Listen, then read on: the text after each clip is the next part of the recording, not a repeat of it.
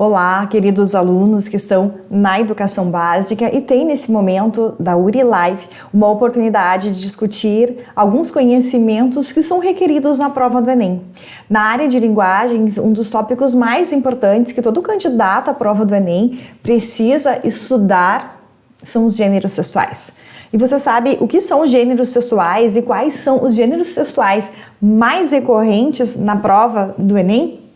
Nós vamos discutir esses aspectos aqui nessa URI Live, que é dedicada a você, aluno do ensino médio, ou você que tem interesse em fazer a prova do Enem deste ano e ter melhores condições de se dar bem nas questões de linguagem. Então vamos falar sobre os gêneros textuais mais frequentes na prova do Enem. Vamos começar então destacando, como você vê aqui na tela, basicamente, que nós temos que levar em conta uma perspectiva muito clara. Primeiro, gente, que você precisa saber o conceito de gêneros, porque o Enem também tem uma tradição de exigir que seus candidatos compreendam teoricamente o que significa gêneros textuais.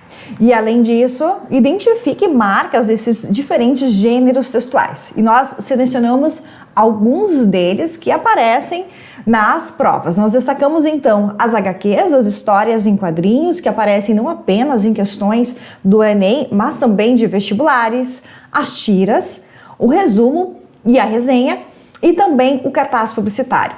Esses gêneros, basicamente, são gêneros que mais aparecem porque eles são gêneros que têm textos que possibilitam a análise, tanto nos seus registros verbais, como é o caso de resumos e de resenhas, e verbais e não verbais, como das histórias em quadrinhos, das tiras e dos cartazes publicitários. E é importante a gente destacar também que quando nós falamos desses gêneros textuais que selecionamos para essa nossa videoaula, que eles são também frequentes em questões de língua estrangeira, justamente por serem textos que facilitam a compreensão, já que eles são textos mais sintéticos. Então é muito importante que a gente saiba reconhecer as particularidades de cada um deles para que possa ter um bom desempenho em provas do Enem, porque certamente eles continuarão aparecendo nas provas, já que nos últimos 20 anos, basicamente, de Enem, a gente vê essa tradição de trazer esse tipo de abordagem. Então nós vamos começar essa nossa URI Live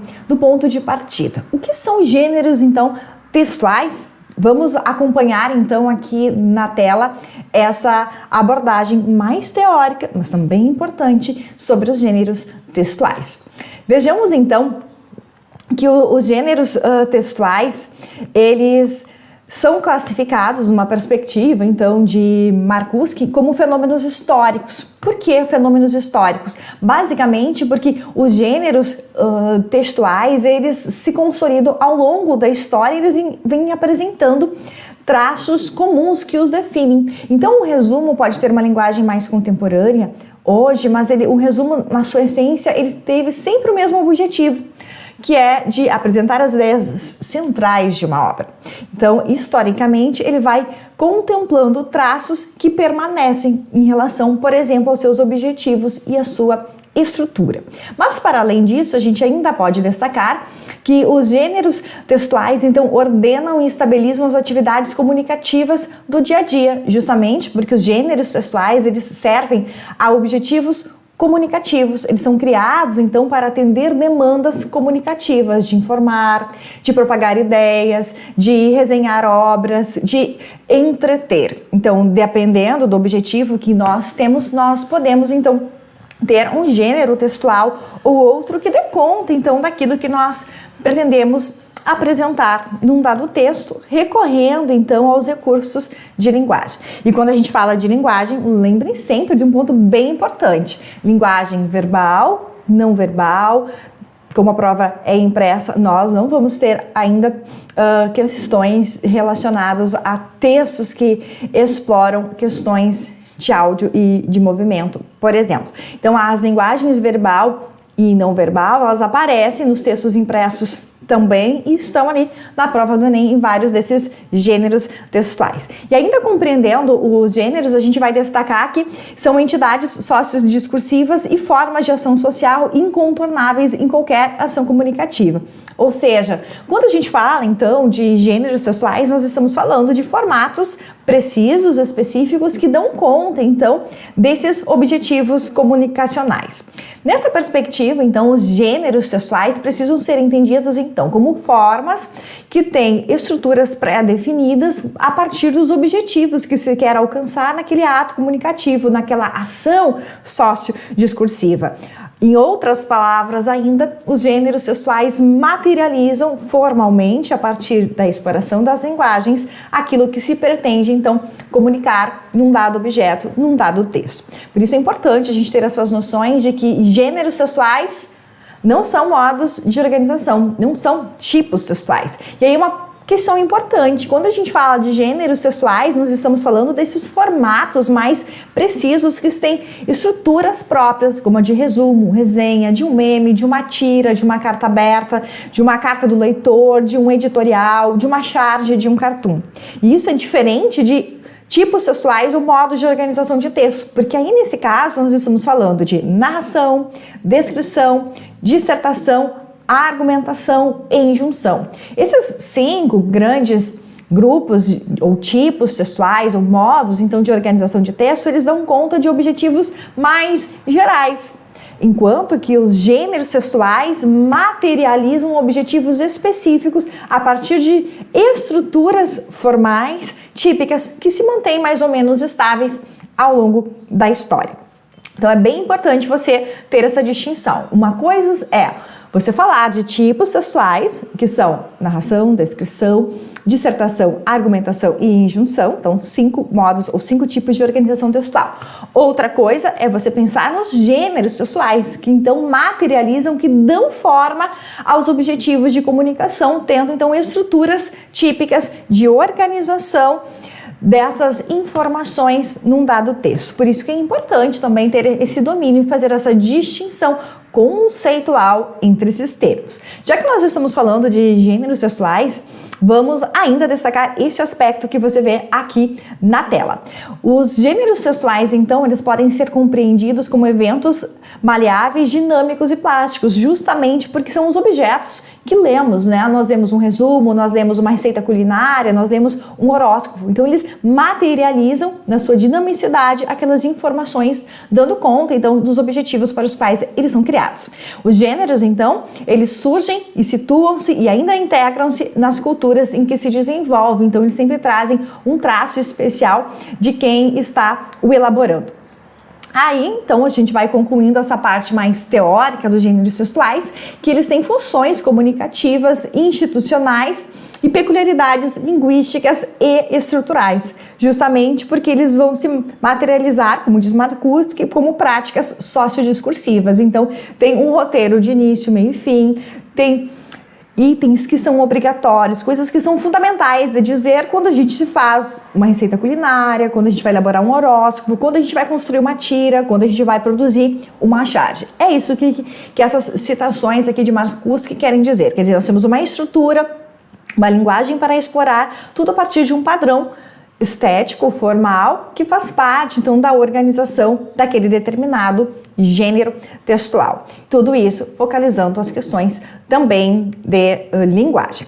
Na sequência, vamos destacar ainda, como você pode ver, que os gêneros textuais, então, eles são bastante variados. E você vai ver aqui vários exemplos, como um artigo, crônica, conto, reportagem, notícia, e-mail, carta, relatório, resumo, resenha, biografia, diário, fábula, ofício, poema, piada. Quer dizer, todos eles são exemplos de diferentes gêneros textuais. Por quê? Porque eles têm formas, funções, né, objetivos e exploram linguagens com determinados fins. Eu não posso querer apresentar informações de forma resumida sobre um evento que aconteceu ontem na minha cidade através de uma fábula, mas eu posso fazer isso através de uma notícia, porque a notícia tem esse objetivo, tem essa função de informar de forma objetiva sobre um evento, dando detalhes de como ele ocorreu. Então, eu vejo já uma diferença entre a notícia e a fábula, porque a fábula, eu já não me permite isso, porque ela é uma história ficcional, está lá no campo da literatura, então são histórias criadas com personagens específicos que desempenham então seus papéis. E esses personagens das fábulas sempre se caracterizam por serem animais. E sempre uma fábula busca apresentar uma moral de história. Então já tem um outro objetivo, uma outra funcionalidade. Logo, eu não posso confundir um gênero com outro. Uma coisa é fábula, outra coisa é notícia.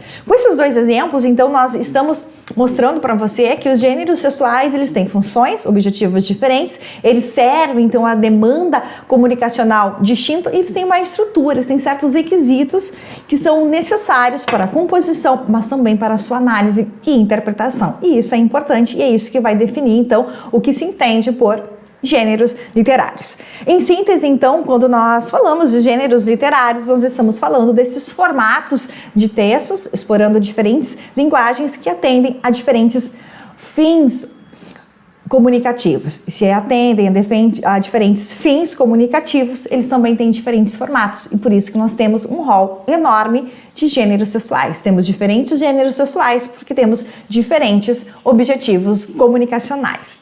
Já que nós estamos falando, então, nesses objetivos comunicacionais, vamos conhecer um pouquinho de alguns gêneros textuais que fazem parte, então, da prova do Enem, pelo menos nessa retrospectiva histórica, e é importante a gente saber um pouco dos objetivos e da estrutura desses gêneros. Vamos, então, destacar aqui que um dos gêneros textuais mais importantes que aparecem, como a gente vê aqui nessa questão, está aqui num texto de Antônio Prado, numa questão do Enem, a diva. Nós temos esse exemplo. Vamos ao teatro, Maria José? Que me dera, desmanchei em rosca 15 quilos de farinha, tô podre. Outro dia a gente vamos. Falou meio triste, culpada e um pouco alegre por recusar com orgulho. Teatro, disse no espelho, teatro, mais alto, desgrenhada, teatro. E os cacos voaram sem nenhum aplauso. Perfeita. Então aqui a gente tem essa referência ao texto e a questão do Enem, que faz referência ao gênero textual, vai apresentando o seguinte enunciado. Os diferentes gêneros textuais desempenham funções sociais, ou seja, eles têm objetivos comunicacionais distintos. E essas funções são reconhecidas pelo leitor com base em suas características específicas, ou seja, a estrutura, a forma de combinação dos elementos linguísticos, bem como na situação comunicativa em que ele é produzido. Nesse caso, então, o texto motivador para a questão, que é o texto A Diva, ele surpreende o leitor pelo seu efeito poético, porque a partir de um diálogo, a gente tem essa profusão aqui no finalzinho, como você vê aqui, de o espelho sendo, então, com cacos que voaram sem nenhum aplauso, sendo quebrado, Então a gente vê aqui num texto dialogal como esse gênero vai trazendo essa situação comunicativa, dessa personagem que vai mostrando, então, como é que a situação comunicativa dela se externaliza nos gêneros. Então, você vê aqui um exemplo de um gênero textual, basicamente aqui, a partir do texto Oráculos de Maio, que faz, então, um flat com o gênero poético, trabalhando, então, essa situação comunicativa com objetivos bem específicos, como a linguagem, então, que foge um pouco do estilo cotidiano, e tem outros arranjos que possibilitam, então, essas leituras. Tudo isso porque nós estamos num plano, então, de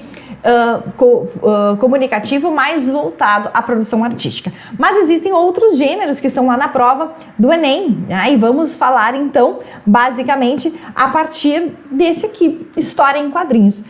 Tradicionalmente, a história em quadrinhos, ela é uma narrativa visual, porque ela é formada em quadrinhos, ela vai estar sempre personagens, e expressando-se em língua oral, mas também, porque existem os diálogos, mas também com os movimentos, com os gestos que são extremamente importantes para a configuração daquela história que é contada, já que toda história em quadrinhos, como o próprio nome anuncia, é construída em quadrinhos e traz uma sequência de acontecimentos. E isso é extremamente importante para a gente compreender, então, que o objetivo de uma história em quadrinhos está em contar, uma história mesmo que por trás tem um objetivo de humor, de crítica, de ironia, enfim, de reflexão. E isso varia de texto para texto. Mas é importante a gente destacar, como você vê aqui na nossa tela, que é um texto, então, que traz um enredo, uma sequência de acontecimentos rápido. Então, é uma história mais curta, empregando-se somente imagem ou palavra e imagem. Então, é também importante a gente destacar que nem toda a história em quadrinho ela tem diálogos, ela tem texto verbal. Muitas vezes é uma sequência de quadros, e a presença de quadros ela é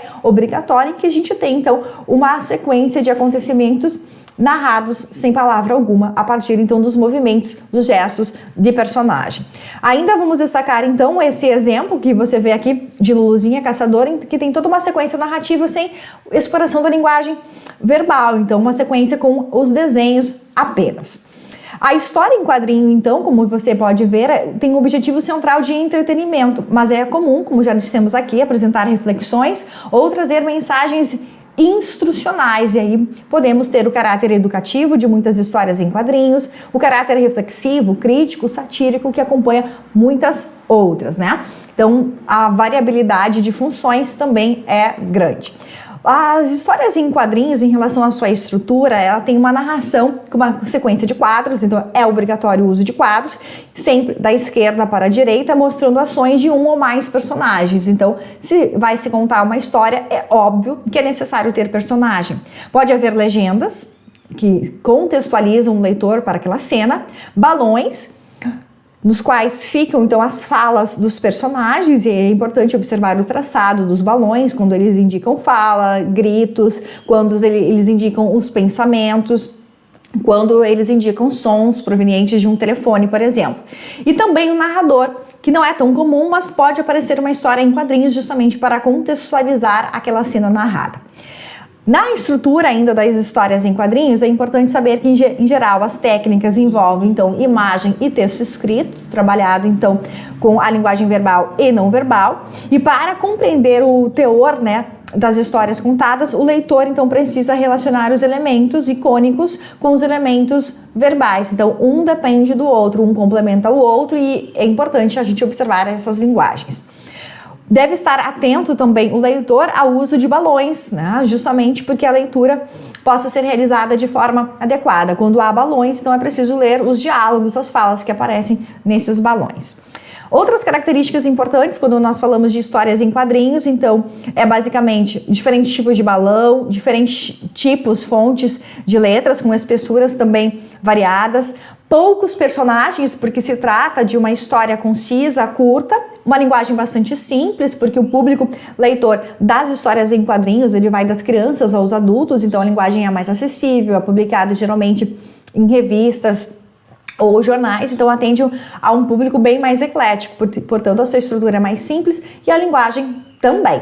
Outra característica importante, então, a exploração das linguagens verbal e não verbal, a presença dos diálogos de forma direta, né, que geralmente vem dos balões, a intercalação por meio de relação de causa e efeito, tem uma interação que a gente consegue facilmente perceber as ações que motivam determinados resultados.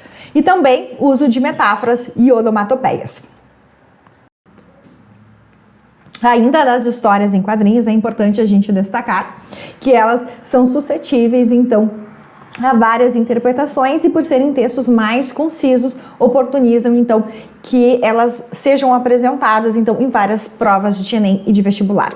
O mesmo acontece em outro gênero textual. Vamos falar, então, das tiras. O que a gente entende, então, como uma tira? Basicamente, as tiras são textos que lembram muito as histórias em quadrinhos, mas tem diferenciações. Vamos começar então destacando que a tira também é uma narrativa bastante curta, que visa basicamente ao entretenimento, com caráter cômico ou cômico e crítico, e com poucos quadros, né? Quadros que são alinhados, por isso dando essa ideia, né, de tira.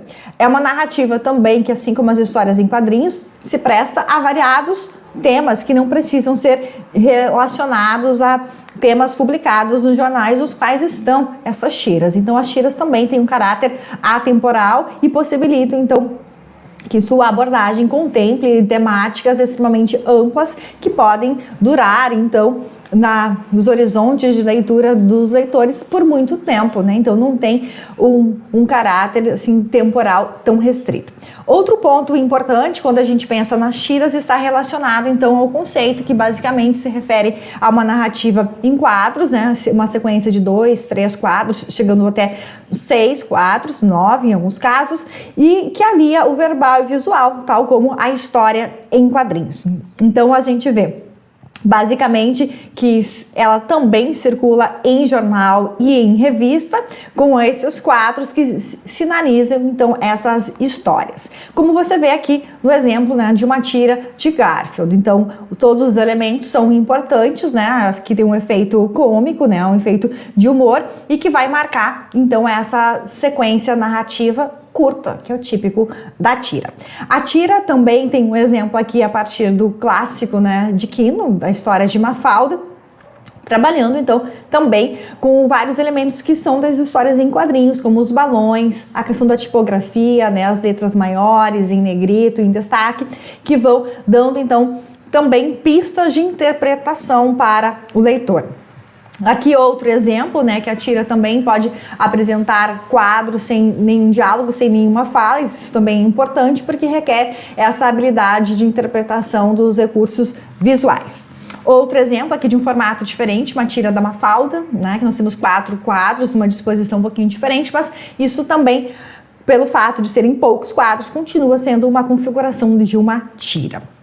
A tira, então, para sintetizar, o objetivo é entreter os leitores, podendo usar o humor ou a crítica para isso. Em sua estrutura, então, uma narrativa com poucos quadros, nem sempre há falas nesses quadros, e nós temos, então, como características, um texto narrativo condensado que explora a linguagem verbal e não verbal, com diálogos com frases curtas ou até mesmo ausência de diálogos. As metáforas e onomatopeias são bastante frequentes, assim como a temática humorística, né? Mas havendo também tirinhas satíricas. Numa perspectiva comparativa, vamos destacar aqui alguns pontos entre a história em quadrinhos e a tira. A história em quadrinhos se difere da tira porque ela é uma história um pouquinho mais longa, tem um pouquinho mais de complexidade, com desenhos mais artísticos, um texto mais abrangente, justamente porque ela permite um número maior de quadros. O artista da história em quadrinhos pode, a critério dele ou da editora, estender essa história tendo inúmeros quadros, né? E publicado também em revistas especializadas. Já as tiras são mais curtas, com poucos quadros, e geralmente o tom de humor é predominante. O autor, então, precisa ser muito mais sintético para construir uma tira, porque ele precisa extrair, então, o máximo de conteúdo com pouco espaço. E, geralmente, ela é publicada, então, em jornais, não havendo, então, publicações específicas de revistas para tiras. Pelo menos isso não é tão frequente. Então, você vê aí algumas diferenciações entre histórias em quadrinhos e tiras, mas lembrando que elas têm vários traços em comum. Vamos destacar aqui, então, que o Enem trouxe esse exemplo aqui de texto, em que nós temos 4 quadros com a Mafalda e seu pai, numa biblioteca, possivelmente, uma biblioteca familiar, em que o pai está consultando, então, algum termo no dicionário, que é o que ele está lendo ali no segundo quadro. O pai sai e a Mafalda não entende, né? Por que desse jeito, então você nunca vai terminar essa leitura. Basicamente, a gente vê que o efeito de humor foi utilizado, então, pelo autor da tirinha, Quino, para mostrar que o pai de Mafalda queria consultar o dicionário para tirar uma dúvida e não ler o livro, como a menina pensava. Então, a gente precisa captar esse efeito de humor da tira de Mafalda, justamente observando os elementos visuais e verbais, e, claro, ativando o conhecimento prévio, conhecimento de mundo, que neste caso exigem que saibamos, então, para que serve, o que é um dicionário. Então, vejam uma questão de leitura que envolve o gênero textual que estamos abordando aqui na prova do Enem. Vamos destacar aqui também agora outro gênero textual que também aparece em prova do Enem. Vamos falar de resumo. Quando a gente fala de resumo, estamos sempre apresentando aquilo que é uma síntese. Resumo sempre tem esse objetivo de sintetizar as ideias centrais de um livro, de uma peça, de uma obra de arte, enfim, ele objetiva a síntese, como você vê aqui na tela, né? Síntese de um livro, de um artigo, de uma coleção, apresentando os pontos essenciais, as ideias ou os fatos principais que definem aquele evento ou aquela obra. Por isso que quando a gente fala de resumo, nós estamos falando de um texto baseado em outro, né, uma outra referência em que se apresenta aquilo que é essencial daquela obra que está sendo resumida. Por isso que a gente vai destacar neste exemplo aqui, que é um resumo, então, de uma obra. Olhem só como aqui começa o texto. O mercado editorial brasileiro demanda há algum tempo uma coleção que contemple e ordene de forma sistemática a multiplicidade de vertentes dos estudos sobre a linguagem. A coleção Ideias sobre a Linguagem vem atender essa demanda, oferecendo a estudiosos e profissionais da área a possibilidade de atualização em novas abordagens teóricas e metodológicas. Ou seja, vai apresentando, extraindo as ideias essenciais da obra resumida, que nesse caso é a coleção Ideias sobre Linguagem. Quando nós temos essa referenciação do resumo sobre essa obra, simplesmente porque estamos apresentando ali as ideias principais, aquilo que caracteriza a essência daquela obra que está sendo resumida. Na sequência, vamos destacar ainda que o resumo, então, precisa necessariamente, apresentando as suas características, a síntese das ideias mais importantes, por isso ele é um texto bem objetivo, deve seguir uma sequência lógica de apresentação dessas informações, porque o objetivo é facilitar a leitura dos leitores do resumo e, basicamente, precisa ter a linha principal do texto resumido, usar uma linguagem concisa e direta, não usar frases do autor da obra original, ou seja, o autor do resumo precisa ele mesmo escrever a partir do seu próprio repertório linguístico e, em caso de falas, de dados mais descritivos, pormenorizados, tudo isso precisa ser excluído, porque o texto do resumo precisa ser mais conciso, mais direto. O resumo, então, não deve exprimir opiniões pessoais, ele deve se restringir, então, a síntese das informações centrais daquilo que ele resume e reduzir bastante o tamanho em relação à obra que está sendo resumida. Basicamente, então, sintetizando, o resumo precisa apresentar de forma sucinta o assunto da obra resumida, ser seletivo nas informações, colocar aquilo que é realmente essencial, evitar, se possível, transcrições das ideias do autor com as palavras dele, procurando um estilo próprio, respeitar a ordem das ideias, empregar linguagem clara e objetiva, dar preferência à forma impessoal da linguagem, usar uma sequência coerente com a sequência dada pela obra resumida e também ser precedido de referências, ou seja, indicar sempre a obra que está sendo objeto do resumo. Se eu vou construir um resumo, é importante que eu diga sobre o que eu estou resumindo, qual é o livro, qual é o autor, quando foi publicado, qual editor o publicou. Ou seja, é importante contextualizar ao objeto, a obra que está sendo resumida. Então, isso faz parte, então, dessa composição estrutural de um texto, que é esse gênero textual que nós definimos como resumo. Na sequência aqui, vamos destacar, então, a resenha.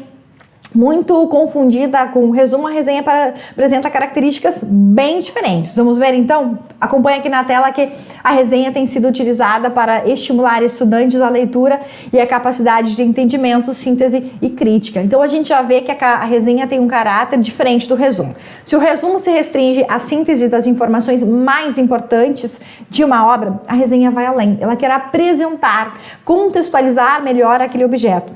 Por isso que a resenha, ela visa ao estímulo à leitura daquela obra que está sendo resenhada. Então, ela não quer apenas uma síntese de ideias. Como você vê aqui, a resenha, então, tem o objetivo de informar de forma sucinta, objetiva e clara sobre o assunto tratado no texto original, apontando, inclusive, como esse assunto é desenvolvido. Então, ela tem uma descrição mais pormenorizada em comparação com o resumo.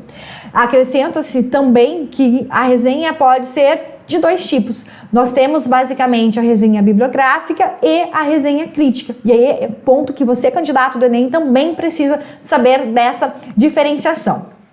A resenha pode ser puramente informativa, quando ela se limita a expor o conteúdo resenhado de forma muito objetiva, sendo então uma resenha de caráter bibliográfico, justamente porque tem então como foco esse tipo de resenha bibliográfica, a apresentação da obra resenhada, apresentando então os pormenores, as ideias centrais e como essas ideias são desenvolvidas. Mas também podemos falar de resenha crítica. Como você vê aqui, resenha crítica, então faz essa apresentação, resume as ideias centrais da obra resenhada, mas também avalia, ou seja, apresenta-se um juízo de valor sobre o objeto resenhado. Isso quer dizer, então, que o resenhista vai dar a sua opinião, com fundamentação, em relação ao que ele enxerga, aquilo que ele lê, aquilo que ele interpreta da obra resenhada. Então, esse julgamento de valor está relacionado a uma avaliação positiva, negativa, sugestiva, propositiva em relação àquela obra que está sendo resenhada. Por isso que a gente pode dizer, então, que nós temos esses dois enfoques, esses dois tipos de resenha. A resenha informativa, também chamada de resenha bibliográfica, quando tem o foco, então, na apresentação da obra, ou a resenha crítica, que tem o foco na apresentação crítica com o julgamento de valor e, é claro, apresentando as informações principais do texto. Então, quando nós falamos de resenha crítica, nós estamos falando de uma resenha que, além de apresentar o assunto principal de uma obra, ainda apresenta um julgamento de valor sobre essa obra resenhada. Na sequência aqui vamos ver então um exemplo de resenha bibliográfica sobre o filme Extraordinário. Extraordinário, longa, lançado em 2017, inspirado no romance da escritora americana Palacio, lançado em 2012. Nota então que a resenha ela vai contextualizando, trazendo dados, né, dessa bibliografia que está sendo resenhada. Por isso a referência ao nome da obra, ano de lançamento, né, inspirado em qual outro texto, né, se tem o roteiro do filme. O filme conta a história do garotinho Audi Pullman, que nasceu com uma deformação facial de origem genética. Audi encarou 27 cirurgias desde o nascimento e, por conta da baixa estima provocada por sua aparência, vive enclausurado em casa. Quando sai à rua, esconde o rosto sob um capacete de astronauta. É alfabetizado em casa pela mãe e professora, Isabel. Uma reviravolta na vida de Audi tem início quando Isabel e Nate, pai do menino, decidem que chegou a hora de ele enfrentar o mundo. E eles o matriculam então na escola. Notem que quando nós vemos esse exemplo de uma resenha bibliográfica, uma resenha informativa, nós temos os dados que vão contextualizando, apresentando a obra e trazendo o seu conteúdo central. Como se trata da resenha de um filme, obviamente, vamos ter referências ao resumo, né, a sinopse do enredo, resumindo-se a apresentação da sinopse com os dados, então, que contextualizam a obra, que no caso é o filme Extraordinário. Tudo isso por quê? Porque se trata de uma resenha, então, bibliográfica, de caráter, então, informativo. Aqui a gente vai ver agora o exemplo de uma resenha crítica sobre o mesmo filme. Então você vai ver aqui que nesse texto, que você pode acompanhar a leitura na tela, a gente vai ver também os mesmos traços de apresentação do filme, o dado de lançamento, quem são os principais personagens, mas muito mais do que isso. Na sequência, você vai ver nos parágrafos finais aqui que o resenhista vai apresentando, então, o seu ponto de vista, a sua opinião sobre o filme Extraordinário. Por quê, gente? Porque uma resenha crítica precisa desse posicionamento, desse julgamento de valor que é inerente, porque se trata de uma resenha crítica. Portanto, é necessário que haja essa abordagem, então, crítica, ou seja, essa avaliação que o resenhista faz a partir do seu ponto de vista sobre a obra resenhada, algo que você vê claramente, por exemplo, nesse último parágrafo aqui da tela. Então, aquilo que o resenhista acha interessante, oportuno observar como algo positivo do filme, ele destaca aqui. Por isso, uma resenha de caráter crítico, resenha crítica. Vamos destacando ainda o final dessa resenha, que traz esses dados, então, da obra resenhada, contextualizando, então, o princípio básico da resenha crítica, que é apresentar a obra, sintetizando os seus aspectos singulares, mas também comentando, fazendo julgamento de valor dessa obra resenhada. O Enem contempla essa abordagem desses dois gêneros textuais, resumo e resenha. Vamos ver aqui qual deles está nessa questão do Enem de 2009? Vamos ver o texto. Em Touro Indomável, que o Cinemateca lança nessa semana nos estados de São Paulo e Rio de Janeiro, a dor maior e a violência verdadeira vem dos demônios de LaMotta, que fizeram dele tanto um astro no ringue como um homem fadado à destruição. Dirigido com um senso vertiginoso do destino de seu personagem, essa obra-prima de Martin Scorsese é daqueles filmes que falam a perfeição de seu tema, o boxe, para então transcendê-lo e tratar do que importa, aquilo que o faz dos seres humanos apenas isso mesmo, humanos e tremendamente imperfeitos. Então aqui nós temos um fragmento de uma resenha crítica, né, que comenta esse filme. Então, ao escolher o gênero textual, e a questão não diz, mas a gente precisa já, com essas informações que acabamos de apresentar, identificar que se trata de um exemplo de Resenha crítica. O produtor do texto, então, objetivou apresentar ao leitor um painel da obra, ou seja, sintetizar a essência daquele filme e também se posicionar, comentando, então, apresentando sua opinião, o seu julgamento de valor, que é o que é requerido, então, por uma resenha crítica. Já vamos falar agora do último gênero textual dessa nossa URI Live. Vamos falar de um gênero textual que, em média, ocupa os textos motivadores de pelo menos 5 questões da área de linguagens, incluindo a prova de língua estrangeira. Essa é a média dos últimos 5 anos das provas do Enem, que trazem os cartazes publicitários. Os cartazes publicitários, ou também chamados de anúncios publicitários, eles são recorrentes, porque eles são textos objetivos construídos com a exploração da linguagem verbal e não verbal, com as imagens, né, com a tipografia das letras, trazendo lembranças de logotipos, por exemplo, de empresas, que vão comunicar algo sempre de forma persuasiva, porque um cartaz publicitário, e aqui é importante que a gente leve em conta. Toda vez que nós temos um anúncio, um cartaz publicitário, o tom persuasivo, argumentativo, ele aparece. Ele tem informações? Sim. Ele instrui? Sim. Por exemplo, um cartaz publicitário que explicita quais são os cuidados que devemos ter para se prevenir do coronavírus. Mas é importante destacar que sempre tem um tom persuasivo, porque visa basicamente a estimular o comportamento de quem lê aquele cartaz, de quem lê aquele anúncio. Isso quer dizer, então, que quando nós falamos de cartazes ou anúncios publicitários, nós estamos falando de um gênero textual que explora muito a argumentação. E faz isso através das escolhas lexicais, da forma como essas palavras são combinadas nas frases, mas também com os recursos imagéticos que são muito bem explorados, né? Já que se trata de uma obra quase de criação artística, a gente diria, porque são construídas então a partir de conhecimentos da publicidade, que levam em conta as artes também.